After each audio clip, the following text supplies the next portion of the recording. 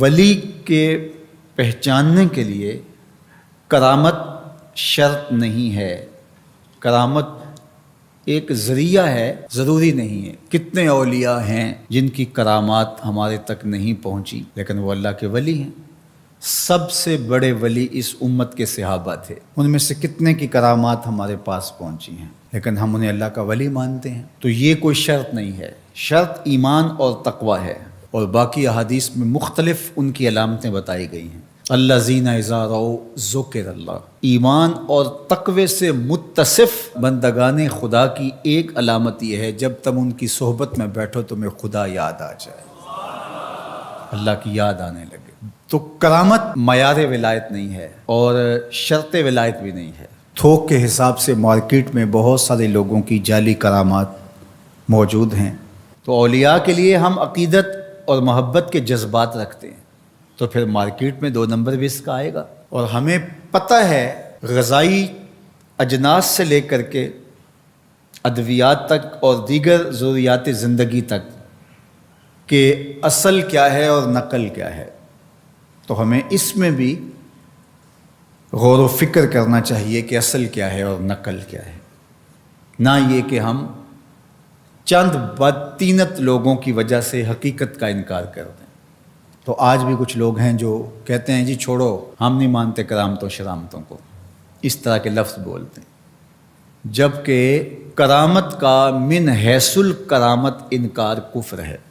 اگر کوئی کہے میں کرامت کو ہی نہیں مانتا تو یہ کفر ہے۔ وہ کرامتیں جن کا بیان قرآن مجید میں موجود ہے، جس طرح آصف بن برخیہ کا تخت بلقیس لانا، حضرت مریم سلام اللہ علیہا کے حجرے میں بے موسم پھلوں کا آنا، اصحاب کہف کا 300 سے زائد سال کا عرصہ سوئے رہنا کھائے پیے بغیر، اور رب ان کی کروٹیں بھی بدلتا رہا، یہ قرآن میں مذکور ہے۔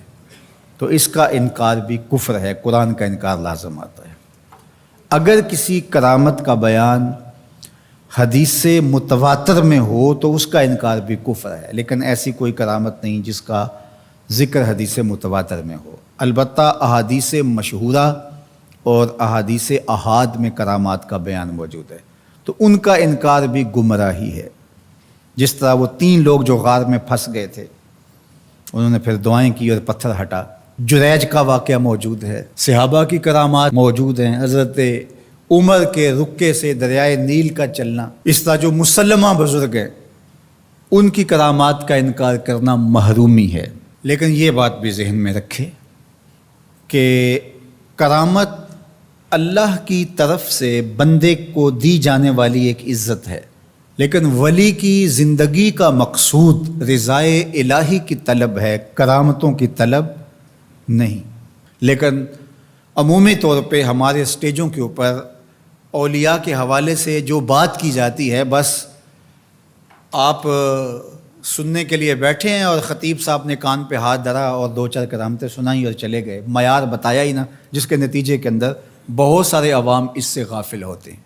میں اللہ کا شکر ادا کرتا ہوں کہ ہم نے ہمیشہ اس بات کا التزام کیا ہے کہ لوگوں کے سامنے پوری تصویر رکھیں، کیونکہ مجھے اس بات کا احساس ہے کہ آپ لوگ کتنی محنت کر کے کہاں کہاں سے چل کے آتے ہیں، پورے پاکستان میں بلکہ پوری دنیا میں ہم جہاں گئے ہیں، ہمارے سامنے جو لوگ آ کے بیٹھتے ہیں زیادہ تر طبقہ باشعور لوگوں کا ہوتا ہے، تو پھر ہماری ذمہ داریاں اور زیادہ بڑھ جاتی ہیں کہ ہم جو ہے وہ ان کے سامنے وہ بات کریں جو بات کرنی چاہیے۔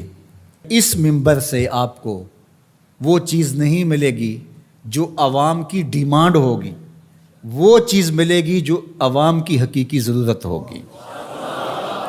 اس پر میں بھی اللہ کا شکر ادا کرتا ہوں، اس پر آپ کو بھی اللہ کا شکر ادا کرنا چاہیے، اور نہ یہ کہ کچھ 2 نمبر لوگوں کے رد عمل میں ہم حقیقت کا انکار کر دیں، جس طرح معتزلہ کر رہے ہیں، اور ایک طبقہ وہ ہے جو رتب و یابس کو قبول کر رہا ہے، اور آپ نے ایسے شخص، ایسے لوگ کہ جو اچھے انسان بھی نہیں ہیں، لوگوں کو دیکھا ہے کہ ان کو ولی مان رہے ہیں اور ان سے اپنی حاجتیں طلب کر رہے ہیں، ان کو ہادی مان رہے ہیں، مرشد مان رہے ہیں۔ وہ شخص جو خود آشنا بھی نہیں ہے، وہ تمہیں منزل آشنا کیسے کرے گا؟ میں کتنے لوگوں کو جانتا ہوں جن کو فہم دین ہی میسر نہیں ہے. یہ میں ان لوگوں کی بات نہیں کر رہا جو منہ دراز ہیں اور بالکل ننگ دھڑنگ ہیں، ان کی بات نہیں کر رہا.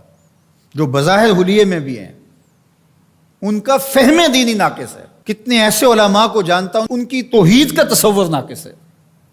تو یہ بدبختی ہوتی ہے. اب وہ کیا کسی کی رہنمائی کریں گے؟ جو خود ڈوب رہا ہے وہ کسی کا ہاتھ کیسے پکڑے گا؟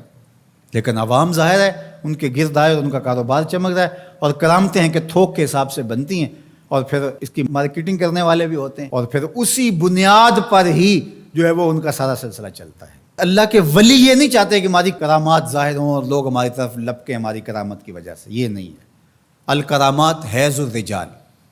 جس طرح عورتیں ایام مخصوصہ کو چھپاتی ہیں، اللہ کے ولی بھی چھپاتے ہیں. وہ نہیں چاہتے کہ ہم اس حوالے سے جو ہے وہ پہچانے جائیں. باقی دور موجود کے اندر کسی صالح متقی شخص کی کوئی ایسی بات سامنے آئے تو شریعت کے میزان پہ پرکھا جائے.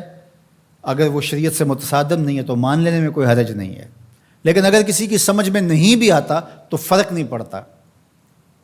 لیکن کسی ولی سے کوئی دشمنی نہ رکھے.